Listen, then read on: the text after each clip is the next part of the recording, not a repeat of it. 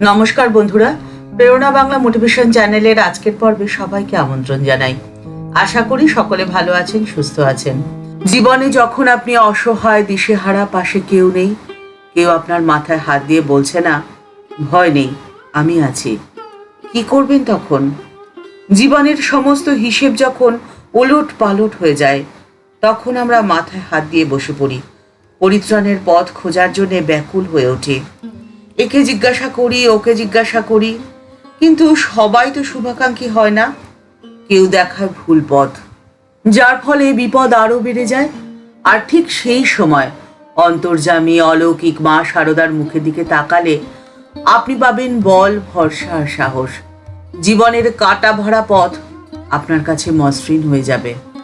আপনি যে কোনো সিদ্ধান্ত নেবেন সাহসের সাথে। মা বলেছেন, ভয় কি? সুখ দুঃখপূর্ণ এই জগৎ, কিন্তু তোমাদের কোনো ভয় নেই। বিভীষিকা আসুক, প্রলোভন আসুক, তোমরা ভয় পেও না।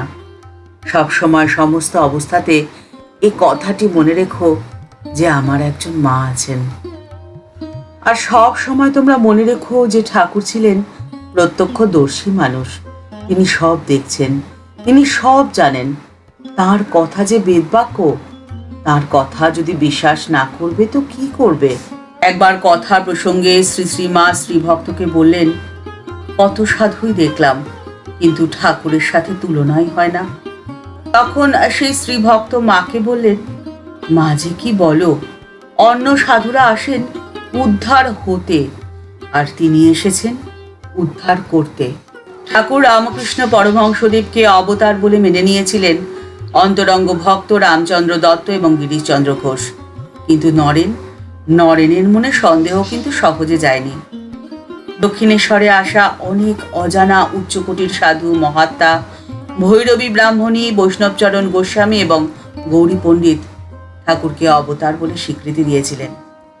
গৌরী পণ্ডিতের মন পরীক্ষা করার জন্যে একদিন ঠাকুর তাকে প্রশ্ন করলেন, আচ্ছা, বৈষ্ণবচরণ একে, অর্থাৎ নিজের শরীরটিকে দেখিয়ে একে বলেন অবতার, এটা কি হতে পারে? তোমার কি মনে হয় বলো দেখি? গৌরী পণ্ডিত তাতে গম্ভীরভাবে উত্তর দিলেন, বৈষ্ণবচরণ আপনাকে অবতার বলে, তবে তো ছোট কথা বলে। আমার ধারণা, যার অংশ থেকে যুগে যুগে অবতারেরা লোককল্যাণ সাধনে জগতে অবতীর্ণ হয়ে থাকেন, যার শক্তিতে তারা ওই কার্য করেন, আপনি হলেন স্বয়ং তিনি। আর ঠাকুর বলেছেন, ঠাকুরের শক্তি হলেন মা। মা যদি ক্রুদ্ধ হন, কুপিত হন, তাহলে আর রক্ষে নেই। শ্রীমাকে প্রথম দর্শনের দিনকে রাসবিহারী মহারাজ মাকে প্রশ্ন করলেন, মা, এই যে ঠাকুরকে সকলে পূর্ণ ব্রহ্ম সনাতন বলে, তবে তুমি কি বলো? মা উত্তর দিয়েছিলেন, হ্যাঁ, তিনি আমার পূর্ণ ব্রহ্ম সনাতন। রাসবিহারী মহারাজ তারপর তার স্মৃতিকথায় লিখছেন, আমার বলায় আমি বললাম, তা প্রত্যেক স্ত্রীলোকেরই তো স্বামী পূর্ণ ব্রহ্ম সনাতন, আমি তো সেভাবে প্রশ্ন করছি না। মা তখন আবার উত্তর দিলেন, হ্যাঁ, তিনি পূর্ণ ব্রহ্ম সনাতন, স্বামী ভাবেও আবার এমনি ভাবেও। তখন রাসবিহারী মহারাজের মনে হলো যে ঠাকুর পূর্ণ ব্রহ্ম হলে মা জগদম্বা স্বয়ং, ঠিক যেমন সীতা রাম, রাধা কৃষ্ণ পরস্পর অভিন্ন। আর তিনি তখন এই বিশ্বাস নিয়েই মাকে দেখতে গেলেন যে ঠাকুর স্বয়ং ভগবান আর শ্রীমা হলেন স্বয়ং ভগবতী। শ্রীরামকৃষ্ণ রাম আর শ্রীমা সীতা, শ্রীরামকৃষ্ণ কৃষ্ণ হলে শ্রীমা রাধা। এটাই ছিল তার অন্তরের দৃঢ় বিশ্বাস। তখন তিনি মাকে প্রশ্ন করলেন, মা, তবে যে তোমাকে দেখছি যেন সাধারণ স্ত্রী মানুষের মতো বসে বসে রুটি বেলছো, এসব কি মায়া নাকি? মা উত্তরে বললেন, মায়া বই কি বাবা, মায়া না হলে আমার এই দশা কেন হবে? আমি তো বৈকুণ্ঠে নারায়ণের পাশে লক্ষ্মী হয়ে থাকতুম। এ কথা বলে আবার বলছেন, ভগবান নরলীলা করতে ভালোবাসেন কিনা? শ্রীকৃষ্ণ গোয়ালের ছেলে ছিলেন, রাম ছিলেন দশরথের বেটা। মাকে মহারাজ প্রশ্ন করছেন, মা, তোমার কি নিজের স্বরূপ মনে পড়ে না? মা উত্তরে বললেন, হ্যাঁ, একবার মনে পড়ে বই কি। তখন ভাবি, এ কি করছি আমি, এ কি করছি? আবার এসব বাড়ি ঘর ছেলে পিলে এসব মনে আসে, আর তখন আমি ভুলে যাই। আর সেই জন্যেই স্বামীজি গভীর আবেগের সাথেই বলেছেন, আমাদের মাতা ঠাকুরানী বিরাট আধ্যাত্মিক শক্তির ভাণ্ডার, যদিও আপাতভাবে গভীর সমুদ্রের মতোই শান্ত। তাঁর আবির্ভাব ভারতবর্ষের ইতিহাসে নবযুগের সূচনা করেছে।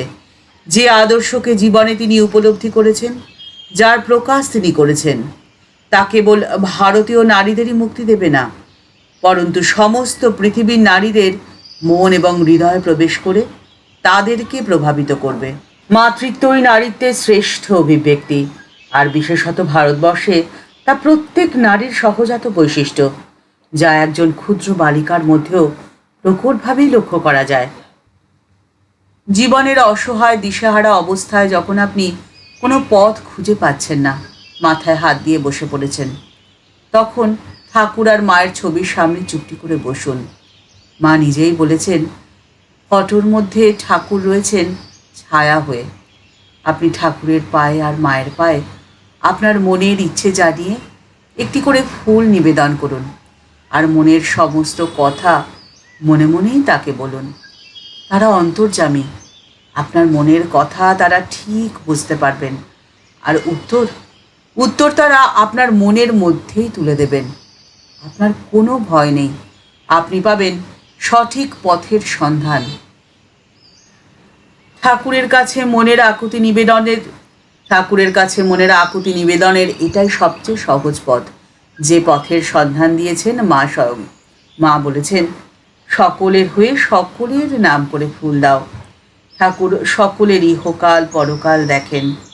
আমি সকলের মা, আমি আর কি বলবো, ঠাকুরই তো সব। সুখ দুঃখ ভয় পরিপূর্ণ এই জগতে ঠাকুর এবং মায়ের চরণাশ্রিত হয়ে আপনার জীবন আনন্দের হয়ে উঠুক, পরিপূর্ণ হয়ে উঠুক। ঠাকুরের কাছে এই কামনা করে আজকের পর্ব এই পর্যন্তই। দেখা হচ্ছে পরের পর্বে। ভিডিওটি যদি ভালো লেগে থাকে তাহলে তা শেয়ার করার অনুরোধ করছি। আর এই চ্যানেলটি ভালোবেসে যারা এই পরিবারের সদস্য হয়ে গেছেন তাদের জানাই ভালোবাসা, শ্রদ্ধা ও প্রণাম।